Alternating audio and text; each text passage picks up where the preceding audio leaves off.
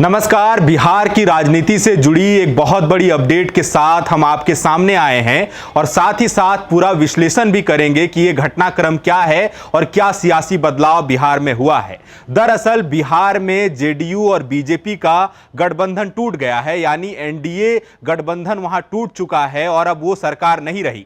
नीतीश कुमार ने राज्यपाल फागू चौहान को जाकर अपना इस्तीफा सौंप दिया है और उन्होंने साथ ही 160 विधायकों का समर्थन पत्र भी राज्यपाल को सौंपा है। इस समर्थन पत्र जो है, जिसमें 160 विधायकों के नाम हैं, इसमें आरजेडी के 79 विधायक हैं, जेडीयू के 45 विधायक हैं, कांग्रेस पार्टी के 19 विधायक और हम के 4 विधायकों का समर्थन पत्र सौंप दिया है। राज्यपाल से मिलने के बाद जब बाहर आए, इस्तीफा सौंपने के बाद जब बाहर आए नीतीश कुमार, तो उन्होंने मीडिया से बातचीत में यह कहा कि उन्होंने पार्टी के कहने पर एनडीए से गठबंधन तोड़ा है, एनडीए से बाहर आने का फैसला किया है। उन्होंने कहा कि जितने भी विधायक थे, सांसद थे, एमएलसी थे, सब लंबे समय से ये चाहते थे कि एनडीए से अलग हो जाएं। दरअसल आज एक बैठक जो है बुलाई गई थी, अहम बैठक हुई थी जेडीयू की, जिसमें तमाम जो सांसद हैं, विधायक हैं, एमएलसी हैं, उन्होंने नीतीश कुमार को यह कहा था कि साल 2020 से ही, यानी जब से विधानसभा का चुनाव हुआ था बिहार में, तब से ही बीजेपी अंदर खाने जेडीयू को कमजोर करने की साजिश रच रही थी, उसे कमजोर करने का प्रयास किया जा रहा था। और आप गौर करेंगे कि उस समय लोक जनशक्ति पार्टी जो है वो एनडीए गठबंधन से अलग होकर चुनाव लड़ रही थी और कई सीटों पर एलजेपी के जो उम्मीदवार थे उनकी सीधी टक्कर जेडीयू के नेताओं से, जेडीयू के उम्मीदवारों से हुई और इसका जेडीयू को नुकसान उठाना पड़ा। दरअसल 2015 का जो विधानसभा चुनाव था बिहार में, उसमें महागठबंधन के तहत आरजेडी, कांग्रेस और जेडीयू ने मिलकर चुनाव लड़ा था और उसमें जेडीयू को 71 सीटें मिली थी। लेकिन 2020 के विधानसभा चुनाव में जेडीयू को महज 45 सीटें मिली, वहीं बीजेपी ने 71 सीटों पर जीत हासिल की थी। तो लंबे समय से यह चर्चा थी और आप बिहार की राजनीति को या राजनीति में रुचि रखते हैं तो लंबे समय से यह देखेंगे कि बीजेपी और जेडीयू में लगातार कई मसलों को लेकर खटपट चल रही थी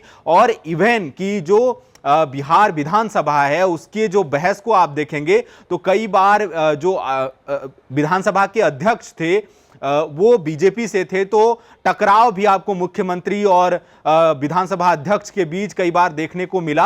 और बीते 2-3 महीने से भी ऐसा माना जा रहा था कि नीतीश कुमार एनडीए में असहज महसूस कर रहे हैं और वो कहीं ना कहीं संभावनाएं तलाश रहे हैं। पिछली ईद को आप याद करें, जब जो इफ्तार पार्टी राजनीतिक दलों द्वारा बुलाई जाती है, उसमें जो है नीतीश कुमार बकायदा राबड़ी देवी के आवास पर पहुंचे थे। वहां तेजस्वी यादव, तेज प्रताप यादव के साथ मुलाकात हुई थी और एक आत्मीयता दिख रही थी। उस समय भी ये सुगबुगाहट हुई थी कि क्या नीतीश कुमार फिर से पाला बदलने जा रहे हैं और वो जेडीयू आरजेडी के साथ मिलकर सरकार बनाएंगे। हालांकि तब ऐसा नहीं हुआ और अब भी ये चर्चा हो रही थी।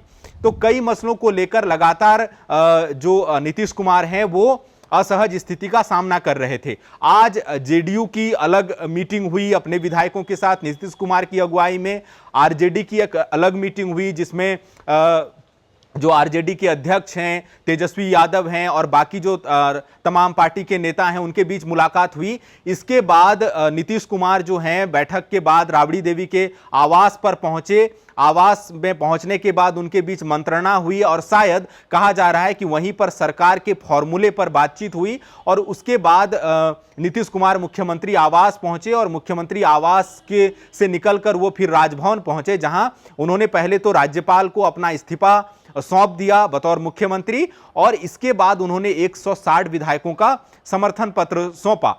तो यह कहा जा रहा है कि जो मुख्यमंत्री वो नीतीश कुमार ही होंगे, उप मुख्यमंत्री तेजस्वी यादव हो सकते हैं। हालांकि कई मीडिया रिपोर्ट्स में यह भी कहा जा रहा है कि उप मुख्यमंत्री का पद जो है वो कांग्रेस कोटे से हो सकता है और जो गृह विभाग है, जो किसी भी स्टेट में एक अहम मंत्री पद होता है, अहम विभाग होता है, वो आरजेडी को मिल सकता है। इस बात की भी चर्चा है। तो देखना होगा कि अगले 2-3 दिनों में तस्वीरें जो हैं साफ हो जाएंगी कि जो नई सरकार बनी है जिसमें आरजेडी, जेडीयू, कांग्रेस और हम पार्टी शामिल है जीतन राम मांझी वाली, उस सरकार का फॉर्मूला क्या होता है, किस राजनीतिक दल को कितने मंत्री पद मिलते हैं, मुख्यमंत्री कौन होता है, उप मुख्यमंत्री कौन होता है, तो कुल मिलाकर आप देखेंगे कि ये गठबंधन जो एनडीए का गठबंधन था वो टूट चुका है।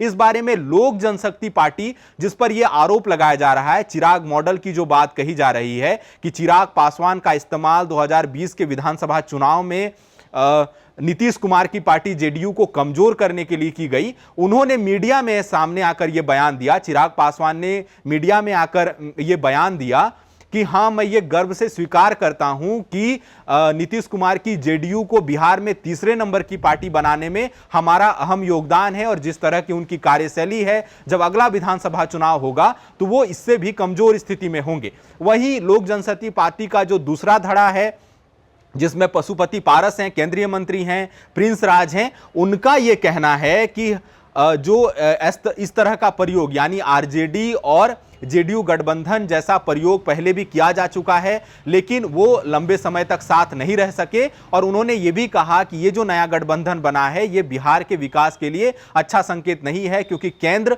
और राज्य में जो एनडीए की सरकार थी उसके जरिए एक अच्छा विकास हो रहा है।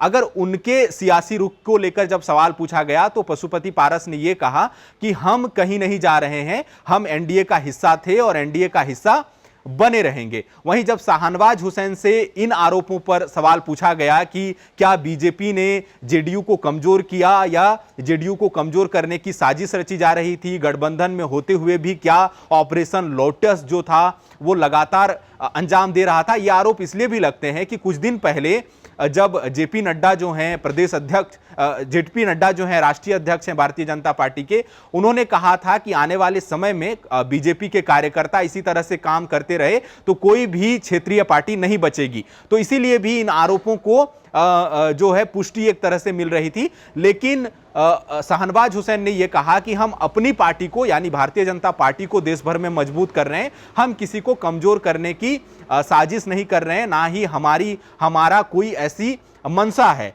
और उन्होंने यह भी कहा कि जो भी आधिकारिक बयान होगा इन आरोपों पर या गठबंधन टूटने पर वो पार्टी का आला कमान देगा, मैं इस पर आगे कुछ ज्यादा नहीं कहना चाहता। आपको बता दूं कि 2015 में आरजेडी, जेडीयू और कांग्रेस गठबंधन चुनाव लड़ी थी, जिसे महागठबंधन का नाम दिया गया था। सरकार का गठन हुआ, नीतीश कुमार मुख्यमंत्री बने, तेजस्वी यादव, एक तरह से कह लें कि तेजस्वी यादव और तेज प्रताप यादव के लिए वो राजनीतिक डेब्यू था। लालू प्रसाद ने उस चुनाव में काफी सक्रियता से भाग लिया, चुनाव प्रचार किए थे। तो उस जो सरकार है उसमें तेजस्वी यादव उप मुख्यमंत्री बने थे, तेज प्रताप यादव को स्वास्थ्य मंत्रालय दिया गया था। लेकिन सरकार गठन के 2 साल बाद ही कई खटपट के बाद असहज महसूस करने लगे थे नीतीश कुमार, उनको आरजेडी की कार्यशैली पसंद नहीं आ रही थी, तो उन्होंने 2017 में वो गठबंधन तोड़ दिया और वो फिर बीजेपी के साथ आए, सरकार बनाई। वो सरकार 3 साल तक चली। 2020 में फिर सरकार का गठन हुआ और सरकार का गठन